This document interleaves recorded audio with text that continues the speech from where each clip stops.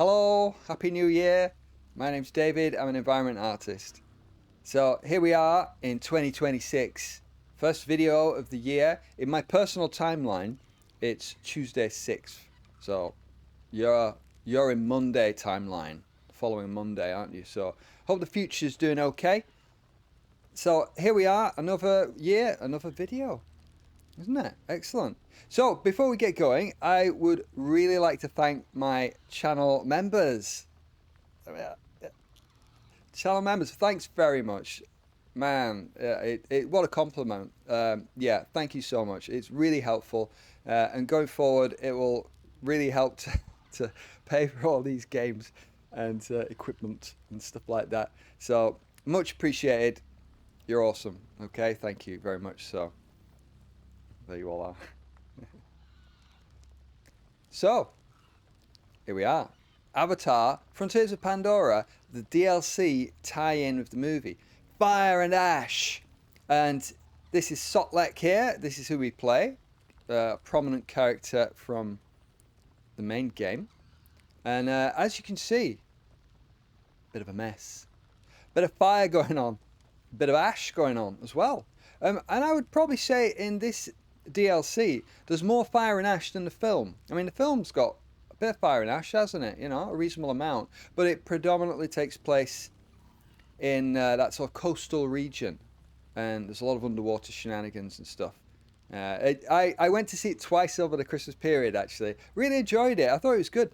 I thought it was a better version of the second film, though, to be honest. I mean, really, we kind of didn't really need the second film, because the third sort of follows the same story beats, really. It's much the same. But I'm a sucker for all things Avatar, so I'm very happy to have more Avatar business going on. So, you know, it's all good for me. But yeah, I mean, as far as movie critique is concerned, yeah, I mean, I thought it was better than the second. And kind of just did much the same thing as the second, but more and better, I thought. But it's all good. It's all good. Brilliant. Really enjoyed it. I thought it was nice to see a 3D film. Kind of feel like they're sort of a bit thin on the ground these days, don't they? So yeah, here we are. And the movie tie-in, brilliant. So it's separate from the main game, unlike the other DLCs where they're accessed from the main map. Two big areas, aren't they, those, which are brilliant. This one is accessed from the main menu, and you sort of load into this. And this is the Kinglaw Forest, predominantly. I mean, apparently there's a sort of volcanic-y area. Not got there yet, so looking forward to that. But this is the Kinglaw Forest, and as those Mangwan Raiders and RDA have teamed up to cause widespread destruction, and a lot of fire and ash being put down, which is troublesome. So I thought that for this video here, just have a look at this sort of rather different sort of environmental feel to it. I wanted to sort of have a look around here, right? Because, you know, we're on the edge. Hello, little lizard creature. You alright? I'd like to see more of those things. They're good, aren't they, though? But they do just disappear at the end of their route and reappear magically on the other side. But all good. Here we are, normal map sort of vibe here. So, you know, there's plenty of the nice lush jungle still surviving, thankfully. But lots... oh, watch out, Salt Lake! Oh, Salt Lake's dicing with green blobs. Exploding green blobs. But lots of this stuff here. And I think, to me, the team at Ubisoft Massive have probably had a lot of fun with this DLC.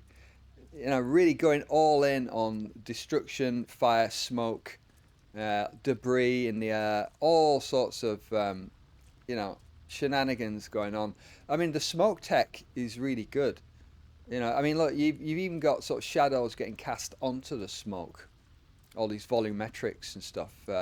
And, you know, smoke is really quite difficult to do, especially, you know, when it's billowing up and it's thick, black, and there's lots of stuff in the way and in between it and around it, and, you know, especially shadows and stuff. It can look awful sometimes if it's not implemented right. But yeah, I think they've done a really good job. It really does look good. I mean, so much so that I'm like, what have they done to the Kinglaw Forest, my beloved jungle? You beasts. You know, because I love the environment in this game. I think it's just fantastic, and it's kind of quite impactful in a way to see like all this destruction. And home tree's been burned, and I'm not happy about that. This is really bad. And I'm kind of curious as to see, once I finish this DLC, will it all go back to normal, or will it remain like this? I mean, there's pros and cons to both. Look at all the sort of ash in the air here. You know, I'm just sort of slowly getting a good look around, so you can see it all around here. You know, a sort of close look at the destruction areas. Look at that smoke. Great, isn't it? You know, because on the one hand, I'd like to see my Kinglor Forest sort of return. Oh, I'm getting damaged. I guess that's heat, maybe. Yeah, that's heat. I'd love to see my beloved Kinglor Forest return to its full glory and see all this terrible stuff, you know, put aside and heal it all. You know, like you do in the main game when you destroy the outposts and nature returns and heals everything. But also, oh heck, all right, okay, Sotlek. See you later. See, I'm getting a bit ahead of it, but come on, be gone with you. A very different play style as well, which I was going to get into. And feral viper wolves have forced my hand. All right, come on, I'll just do away with this guy. Go away. Right, feral viper wolves. Right, we'll get to the combat and stuff like that in a minute, because I was talking and I was interrupted by two feral viper wolves who are very angry and lashing out at anybody probably. But yeah, on the other hand, it's kind of nice that we've got a complete flip side of the Kinglor Forest, because I can always load up the main game and go back to the pristine forest. You know, so it's always there. And I just go back to my normal character, who we found out is called Tamte. The main character in the main game has got a name now. The DLC has named the character as Tamte. So, kind of nice. I know some people were not happy that they couldn't choose the name. And yeah, I mean, like you name the Ikran. Why not choose from a list? You know, fair enough. But, you know, fine. Tamte's fine. I don't mind. Sotlek. Don't get to name Sotlek, do we? So, he's all good. Yeah, cool. So, yeah, so that question remains, what will happen once the DLC's finished, but, you know, other than that, fine. But, yeah, the play style is, at least for me, very different from the main game. Because what I was doing in the main game, I never used any RDA weapons at all. I didn't use any guns. It was all, like, Navi weapons and stuff like that. Navi all the way. And, you know, I just like that play style, even though you can use guns and stuff. But here, you're actively encouraged to use guns. And indeed, from like progressing and killing off like sort of little boss fights with the Mangwan, you can get like special guns and stuff. You know, augmented shotguns and machine guns and stuff. So, you know, the playstyle is very much that. You know, so much more combat focused, sort of like. And, you know, it's... yeah, it's really cool. It's all in on. He's got like a rage meter where you click the thumbsticks in, and like a timer, you know, sort of a bar that you use up, and you're extra powerful. And it's all focused on sort of combat mechanics and stuff. So really nice, different play style. So I really appreciate that. I think it gives a different flavor to the whole game and the whole DLC. You know, really good. So.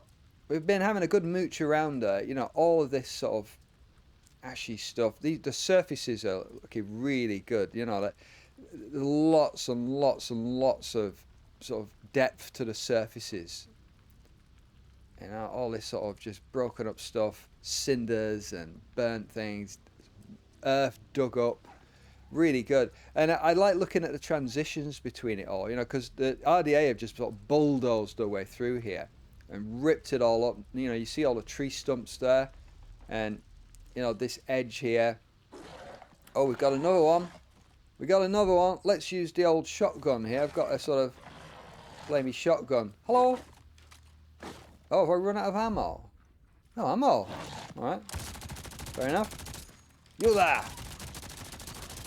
See you later. Don't know how to run out of ammo. So I gather. Gathering mechanics, much simplified as well. There's none of that slight minigame stuff to collecting things, which I quite like actually. I like the collecting minigames. So, yeah, no. But it fits in with the sort of vibe of this DLC, you know. So, yeah, the edge of it here, you know, we've got normal jungle.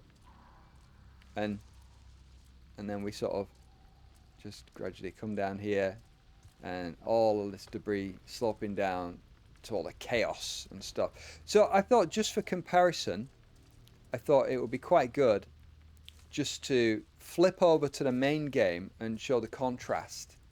So if we get up on these rocks here, let's have a good look. Oh, so you just seen then. Sort of like was muttering something. Oh yeah, oh dear. So look, we'll take that anyway. But some trouble, some stuff has happened to a Na'vi there. These Mangwan raiders causing unpleasant stuff. They're awful. They're a real bunch of nasties. And that does come across in the film and this quite well actually. They're quite bad baddies. Real nasty, nasty pieces of work. So let's just flip over to the main game. See you there.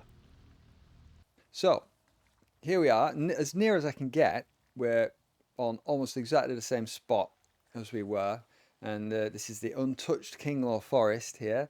Here we have Tamte here, our nice main character, and yeah, so you can see that, you know, I mean, it's the same map, it's the same landscape, but they've sort of dug into it, you know, they've excavated out to create all that sort of stuff, you know, which is exactly what the RDA did. You know, they went in with the bulldozers and they sort of excavating into the earth to a large degree. And so all of these trees are gone. You know, it's all sort of dug down, destroyed. You know, quite a difference. And it's kind of nice, you know, it's sort of, it's like, oh, very bad for the Na'vi. But, you know, it's quite cool to see these different sides of the same landscape. And that kind of brings me to the third person as well, which is really good, actually. I wasn't too bothered with third person when it was announced, because I played the whole game in first person.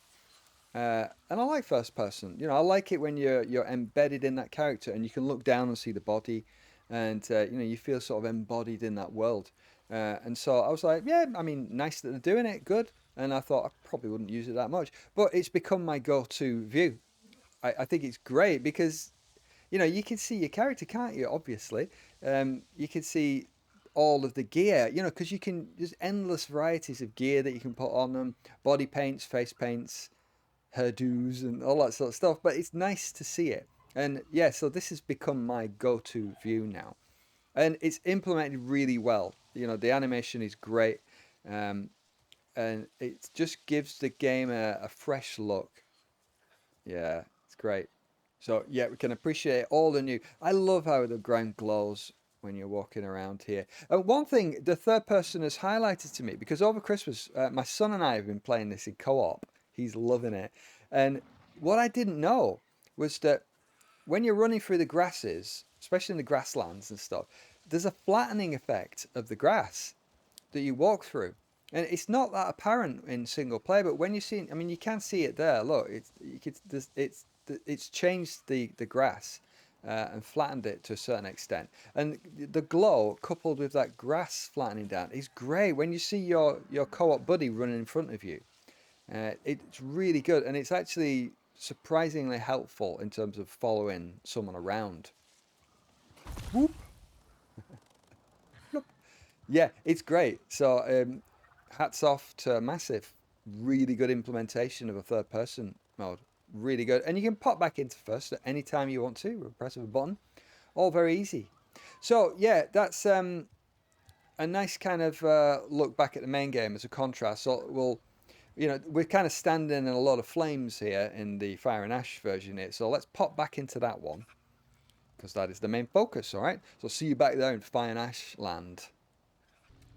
So here we are, back in the destruction zone here. So look, here you go. You see the, you know, they've dug into the earth to quite a large degree, haven't they? So this is a lot lower than the landscape where we just were in the main game. So really cool, really cool. So I think now is a good time to show off Sotlek's new Ikran sort of interaction here. A lot more accessible, because in the main game you have to, you know, I call for Carol, my Ikran, Carol, and she swoops down and lands somewhere convenient for herself nearby, and makes me come to her to a certain degree. But here, Sotlek has got Ile, so Ile, come back. So Ile comes to Sotlek and just scoops him up, which is really cool, really nice. You know, I kind of, going back to the main game and playing that, I kind of missed the accessibility of Sotlek's stuff there. So yeah, what was that? We got RDA baddies down there. Yeah. So let's just follow this. Oh, we're getting shot at, aren't we? Oh, got some upgrade material there. So yeah, we've been in a mission where we're following this sort of trail of destruction that the RDA have left. It's very unpleasant. Well, really cool, yeah, to see all the tracks and stuff. To see the mess they've made of it all. Cruelty and capture. The forest is in anguish. I thought with Harding gone, the black market would have shut down for good. Oh no. Oh no. Very much alive, I'm afraid. Very much alive. See, look, we did put sort of, you know, this is the RDA in full sort of takeover mode, really. You know, the Navi are really taking a hit in this. You know, there's free reign over the whole place, digging down and putting bridges there, and just sort of, it's open season on Navi land here. So, yeah, really quite cool. Really quite cool. The RDA are building All this. The Monkwan are with them. Yeah, check that out. Chatter about a new site, a data center to analyze the resistance intel. I bet it's where they're taking our old tech. Yeah, new augmented bases going on, and all these bases. And they use the water to cool the processor banks. I do not care how it works, Talon. Yeah. Okay. You need to break the cooling controls. You'll see a vent on them. Yeah. And hit the water pipes too. Yeah, usual stuff. Break something, and destroy the base. But yeah, all these bases have a sort of area where the Manquan are sort of living in as well, and you know, they're making a right mess of the place with bones everywhere, and you know, all that sort of stuff. But it gives it all a sort of nice new flavour. Let's get up on high a little bit, then we can see the world sort of more as a whole. Lots of yeah, cloudy stuff going on by and large. It's oh wow, what is this one? Whoa, I've not seen this one before. Ooh, that looks like some massive construction, doesn't it? What's going on there? Wow, okay. Yeah, cool. So there's lots of new sort of designs of bases and stuff. I will find out. Lots of stuff going on. It's quite a generous offering, you know. So if we get up high a bit more, we're not going to do that mission, of course. There's the celebration arches there. I mean, one thing I'll say is it's not as pretty as the main game, just because there's loads of fire and ash in the air. You know, so it's. I think the game has established its graphical look and its sort of mastery of the technology. So you know, that's fine. I don't mind that. If the main game was like this, you know, it would have been like, oh, you know, I just want to see the nice jungle. But no, it's fine. That's Home Tree there, by the way. Poor Home Tree, all burnt out. And there's like a lot of sort of an RDA base around it. Bad news, bad news. But check out, look at all that sort of destruction. Celebration arches are in flames. There's just the whole place. I mean, look, it's just around. There's just stuff gone crazy everywhere. Yeah. But there are still pockets of niceness. Let's. I like the look of all that glowy stuff down there. So let's swoop down there. and enjoy the nighttime ambience a little bit. Can't resist, you know, while we're here. Whee! There we go. Check out all this stuff. Right. Down you go, Eli. So, sort of juxtaposed against all that destruction, you know, we still have all this lovely Avatar nighttime, amazing sort of glowy stuff, which is just so cool. I never get tired of this. I never get tired of it. Oh, what I'd really, really love them to do more DLCs. I mean, there's 2 more films on the way. And I know they're a ways off, aren't they? I think that the last film was slated for 2031, which like just seems like an eternity away, doesn't it? Really, but hopefully it will come. Hopefully we'll all still be here and it'll come. And I can't wait for 2 more films. And I would love them to do some more DLC tie-ins because that coastal region where films 2 and 3 are set is fantastic, and I could just so easily see a sort of DLC along that coastal region, and the ability to sort of go under the water because so much of that area is underwater focused. Beautiful coral reefs, a really intricate sort of area. It could be amazing, you know, because we have our Ikran for the air. You could then bond with one of those sort of sea Ikrans. They're like a kind of dolphin whale Ikran combination, aren't they? I mean, just think of that. Swimming down on the back of that, down among all the coral reefs and stuff. There's so much gameplay stuff that you could do underwater focused. It'd be amazing. Yeah, it would be. It could be really good, and I'd love to see that. You know, please, Ubisoft Massive, can you please do that? Some DLC in the coastal region. Oh, it'd be amazing. There's so much rich gameplay possibility to be mined out of that. It's a gift for it. And what an expanding package that would make for the game. It's already a really generous offering, I think. You know, with 3 DLCs now, all very interesting. You know, 2 expanded areas, which are amazing landscapes in their own right.